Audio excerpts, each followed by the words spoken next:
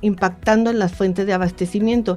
Y parecería, este es un mito también, un hidromito, que siempre va a haber hidromito número 1. Hidromito número 1, que siempre va a haber fuentes alternas nuevas. Y la realidad es que el agua es finita, a pesar de que es un ciclo infinito por su duración, pero en cuanto a su disponibilidad es finito. Entonces, ¿y en Chihuahua cómo estamos en el finito? Digamos que está complicado, pero no está crítico. Ok. ¿Qué empresas que tú tengas aquí más o menos, o cuáles empresas, o a qué giro de empresas has visto que han realizado esos cambios en la forma de utilizar el agua? Realmente son muy pocas. ¿Aquí en Chihuahua? ¿Cómo cuántas? Dime número.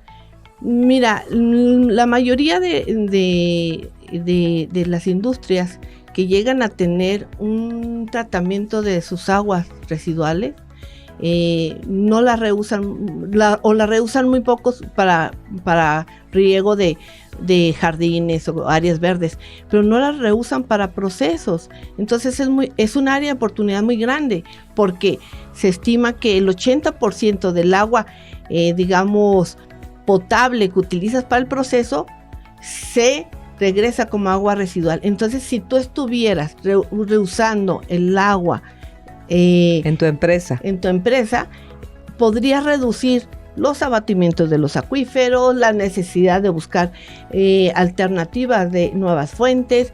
Entonces, se tiene que hacer un conocimiento claro en ese sentido, pero vamos más allá. Esto estamos hablando de reuso, pero vamos más allá. Tú vas a las industrias y no tienen un área clara de cómo llevan una determinación de si tienen fugas, si están usando racionalmente el agua que se está... Y no hay nadie que lo esté fiscalizando. Es que hay varias áreas de oportunidad, ¿no? Okay. Porque unas son vigiladas directamente por Conagua y otras son vigiladas por la Junta Municipal.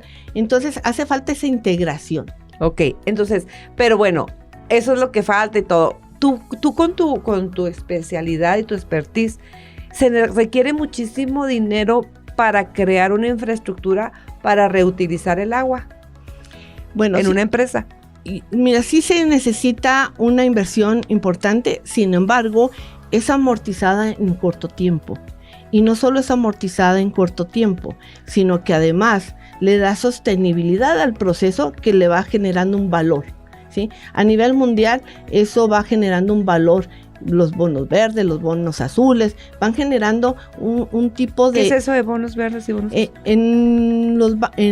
A nivel mundial, los bancos dan financiamiento a ese tipo de empresas que demuestran con bitácoras, que demuestran con esta situación de cómo hacen la gestión del agua. Como unos vales bancarios. Exacto. Oh, y lo pueden hacer. O sea, si tu empresa, mujer, hombre, estás escuchando y tú crees que tu proceso puede estar en esto, ¿dónde pueden meterse para poder hacer estos cambios? Bueno, ahorita realmente hay poca oportunidad en línea aquí en México, pero pueden meterse en las páginas de la Secretaría de Economía, buscar la innovación en las secretarías, buscar también en los organismos operadores, buscar en los bancos. Los bancos tienen una cuestión especial para ello. Entonces, hay muchísimas fundaciones que se dedican a apoyar este tipo de iniciativas. Entonces, te invitamos a que lo hagas, a que te acerques a las secretarías, porque cuando hablamos de innovación, también debemos ser conscientes de que no se limita únicamente a las tecnologías y a las infraestructuras. La innovación consiste en realizar cambios que tengan un impacto sobre tu terreno, sobre tu empresa. Qué interesante, ¿eh? La ODS número 10.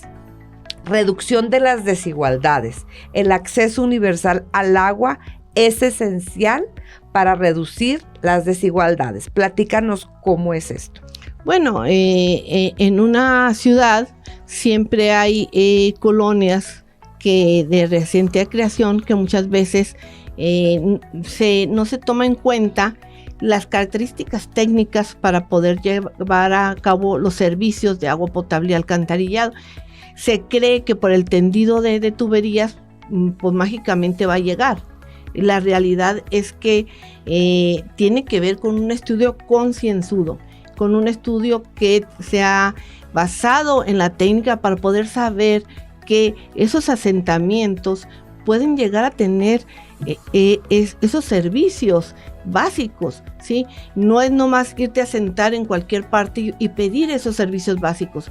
Hay una limitación técnica, y no solo hay una limitación técnica para llevárselos a ellos, sino que el llevárselos a ellos cuesta trabajo, pero también cuesta mucho dinero, que a la vez va a impactar a los usuarios que ya tienen el derecho. Es decir, se los vas a tener que restringir a los que ya tienen derechos para poder crear toda una red para llevarles el agua hasta allá.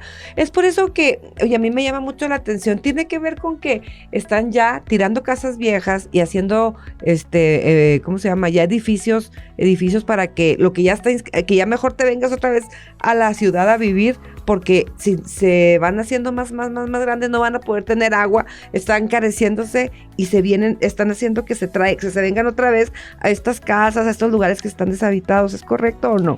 Mira, ese es un tema más o menos polémico, que los urbanistas buscan que haya una ciudad más densificada. ¿Qué quiere decir? Que no esté tan dispersa precisamente para que la infraestructura de servicios estén en ese sentido. Pero el problema es que la demanda la concentras en unas pequeñas partes. Hablemos, por ejemplo, de la Ciudad de México, ¿sí? La Ciudad de México, hubo colonias donde tenían casas de 1 o 2 pisos y empezaron a hacer torres de departamentos, y entonces la demanda que tenían esas torres de departamentos y los aljibes que llegaron a tener interceptaron el agua que les llegaba a las otras casas. Entonces hay que tener mucho cuidado en promover algo sin tener una relación clara del impacto colateral. Ajá. Entonces, la ODS, la reducción de las desigualdades, fíjate, todo lo que incide el agua, qué increíble. Yo no había encontrado una cosa que tuviera que ver con las 17 ODS.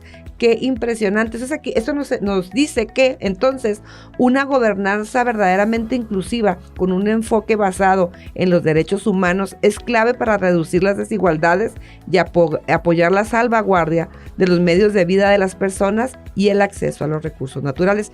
Y vamos a terminar esta segunda parte con la ODS número 11. Ciudades y comunidades sostenibles. La buena gestión del agua es un elemento clave de las sociedades, de las ciudades sostenibles. Sí, fíjate que volvemos a la cuestión urbanista, ¿no? La mayoría de las ciudades tienen sus criterios para generar sus planes de desarrollo, ¿sí? Pero pocas veces están centrados en el tema del agua, porque ven el tema del agua como si fuera un tema técnico nada más y que se puede resolver. El problema es, por ejemplo, te lo platico, aquí en la ciudad de Chihuahua hace 30 años el límite para dar servicio en el agua potable era hasta la cuota 1560, ¿sí? Porque hasta ahí llegaba con carga el agua que venía ¿Qué quiere decir eso? No te entiendo. O sea, la altura hasta donde podía llegar el agua del agua que se venía en el acueducto del Saus alcanzaba a llegar hasta la altura de 1560, ¿sí? Si tú tienes una casa arriba, en una loma arriba de esa altura, ya no alcanzaba a llegar el agua. Entonces, ¿qué pasó? Que empezaron a generarse rebombeos para agarrar y impulsar el agua más arriba y tener tanques. ¿Qué pasa con eso? Pues vas encareciendo la distribución del agua y vas teniendo más pérdidas. Y por eso el agua es más cara cada vez. Entonces, todo eso tiene que ver, no como dicen por cuestiones elitistas, en una zona de alta plusvalía, porque también los vemos en zonas digamos, de diferentes sectores. Niveles socioeconómicos. Como por ejemplo, dame un ejemplo. Por ejemplo, el Cerro